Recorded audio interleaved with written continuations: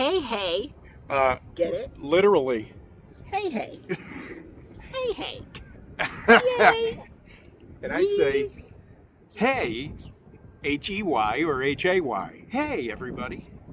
It's hey, hey day. It is Hey Hey Day, apparently. For me, it is. Anyways, we are going to have an Epcot day. Yes, haven't been here in a little while. We're meeting up with our friends Claudia and Jeremy. Claudia. She is Claudia. Yes, excuse me. Get it right. Right. And we yeah, haven't seen them in a while. Yeah, so I haven't seen them in a long time. So we're going to meet up here with them and do some have stuff. A wonderful Epcot day. Yep. See you later. See ya. Hi guys, they just got beers from the Rose and Crown here in England. We're in England. What do we got, guys? What do we got? Yeah, you know. Guinness and go ahead. No, I don't know what mine is. What is yours? Oh, mine's Harp. And mine's half and half. Yours half Guinness, half Harp. That's right. Yeah. Really? Right down the middle. Right down the middle. Cheers. Cheers, guys. And by the way, they're laughing at me. This is Claudia and Jeremy. We told you we were going to meet them. We haven't seen them in 2.5 months. I'm going to ask them a question, and I want their honest answer and reaction. Here we go. Oh boy. Guys, we haven't seen you in 2.5, almost 3 months. Did you miss us? Absolutely. You have no idea. Like how much? I don't blame you. How much? That much? I'd go wider, but I might still my hair. Oh, we don't want that. That's alcohol That abuse. much? That is alcohol abuse. There you have it. You can't go without us for that long. Exactly.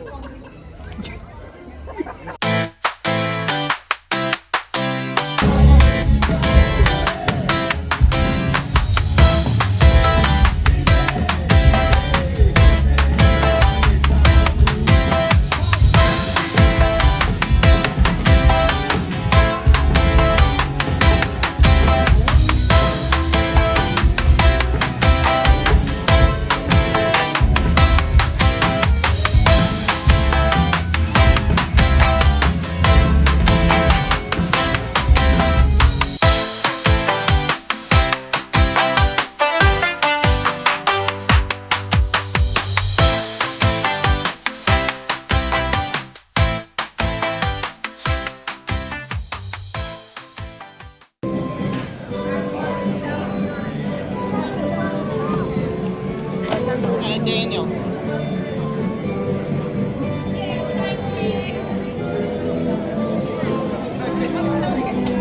Okay. Let's get some pizza. We're gonna get some pizza in Italy. Hey, hey, hey. Hey.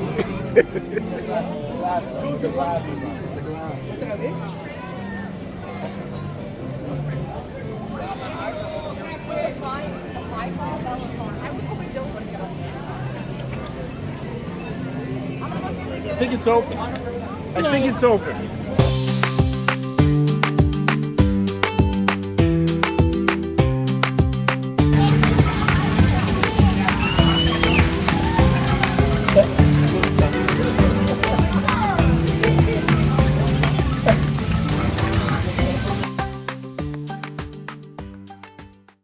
Oxygen, food, medicine, and other elements essential for our lives.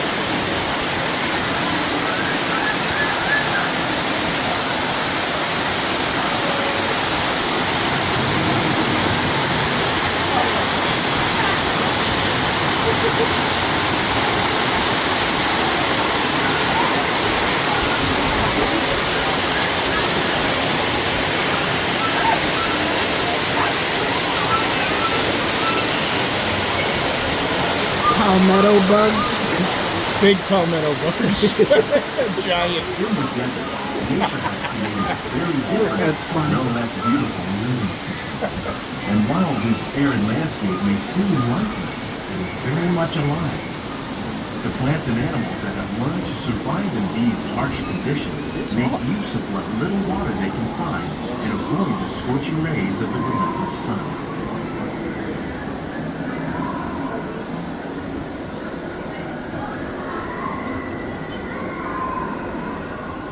The American prairie once appeared as desolate as the desert, but over time, rainwater and nutrients gradually penetrated the hard surface of this land.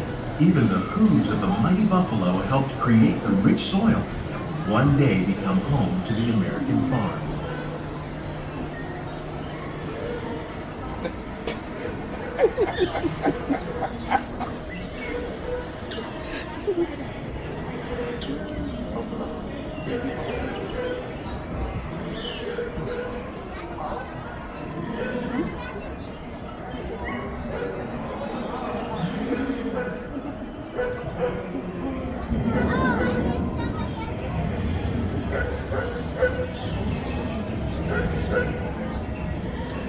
Of all the forces at work on the land, humans have had one of the most profound effects. The need to produce food for a growing world led to the enormous use and sometimes overuse of the land. In our search for more efficient ways to grow food, we often fail to realize the impact of our methods.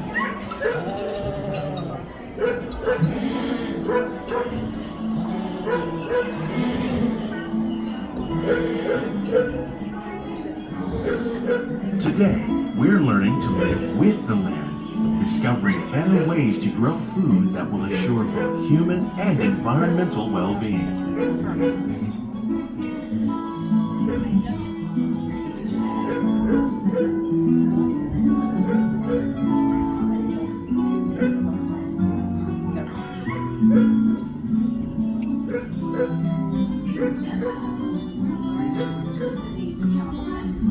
By breeding and using natural predators like ladybugs and wasps to control pests.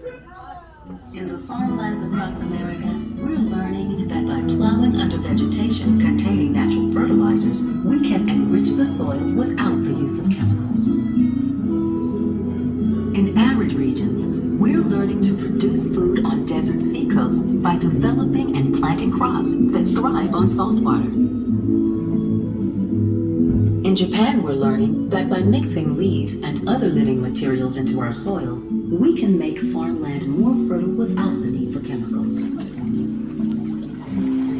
Here at Epcot, we're learning to reduce the need for chemical pesticides by breeding and using natural predators, like ladybugs and wasps, to control pests. In the farmlands across Will we America, meet we're tomorrow's growing learning that need by for plowing food under production, vegetation yet still containing natural respect the needs of the fertilizers, we can land? Some of enrich the answers soil are being without discovered using just ahead. To help us maintain these carefully controlled ecosystems, and for your safety, please remain seated in your boat at all times.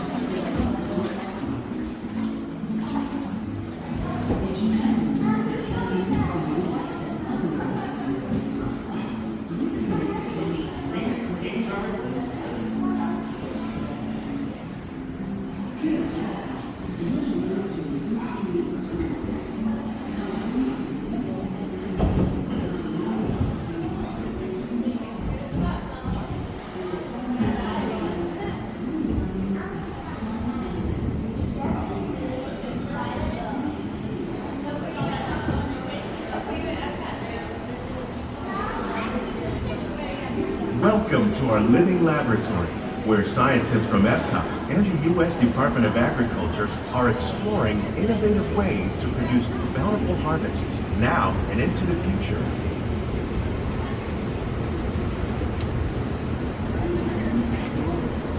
The tropics are home to the greatest diversity of plants on the planet. Many of these, like papaya, bananas, cacao, coffee, and rice, are well known around the world. These are just a few of the edible plants that have been an important source of nutrition for people living in the tropics. Many are rich in vitamins and minerals, while others are well adapted to growing in less than ideal conditions. Some, like the water lily, thrive in wet, swampy areas and waterways. All parts of this plant, even the flower petals, are edible. The starchy root of the plant has long been used to make flour for baking.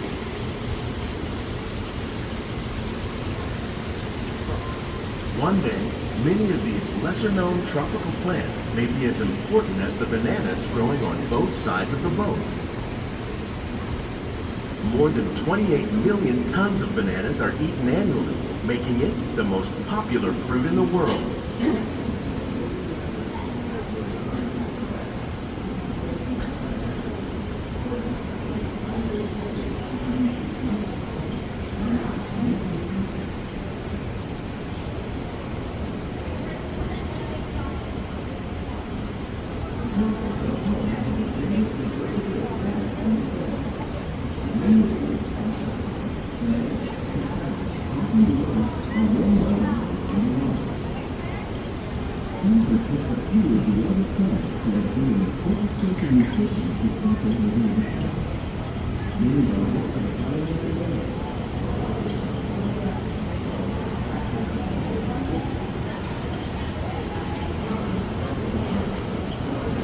When we mention farming, you probably don't think of fish. But fish farming, or aquaculture, accounts for nearly half of all the seafood consumed globally. Tilapia, bass, and catfish, like the ones you see here, are three of the more popular crops raised by fish farmers. The sustainable system we're using here recycles the water in the tanks. As a result, we're able to save billions of gallons each year. Our small fish farm produces nearly 5,000 pounds of fish each year to serve in restaurants around Walt Disney World. Innovations like this one can play an important role in our efforts to produce bountiful harvests and still protect natural resources.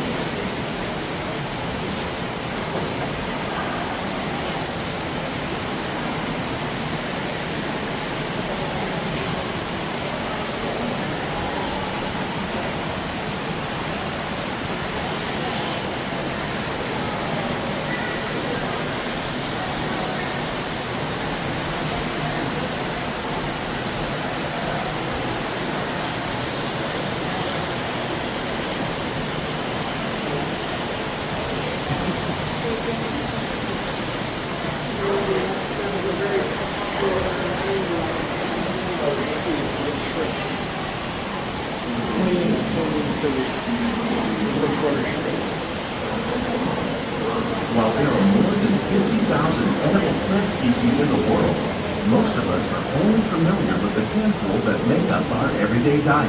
The common grains growing here, wheat, maize, sorghum, and millet, plus rice, account for nearly 2/3 of our global food consumption. Learning how to increase yields of these staples is an important goal of research around the world.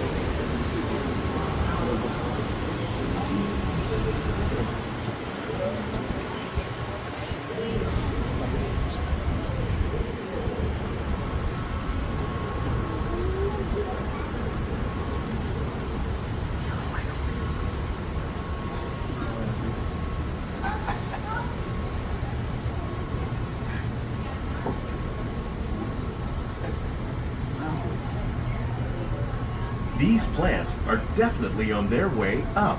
Innovative growing techniques like these increase yields while more efficiently using resources like water, fertilizer, and pesticides.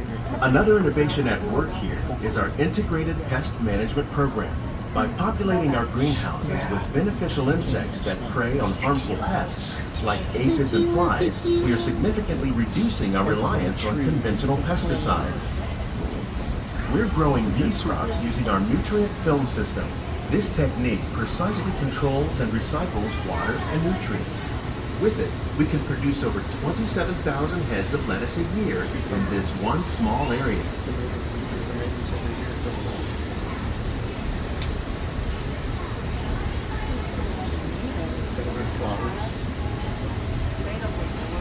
Those look really good tomatoes. Some red.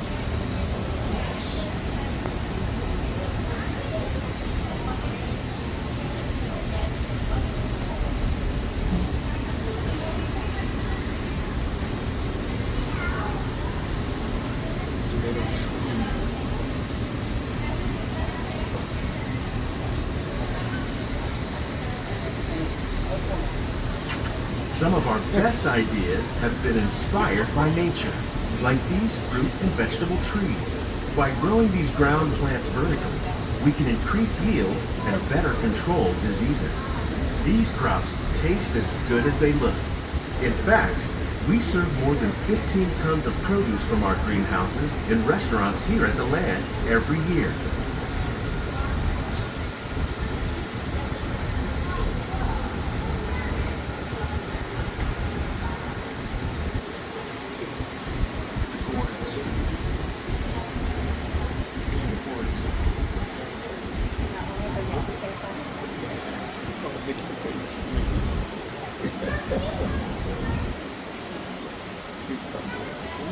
Come for a second.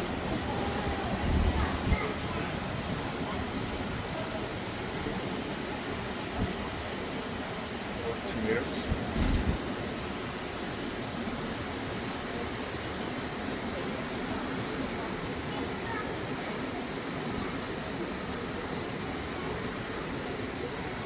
The future of agriculture may include innovative ideas like this vertical growing system.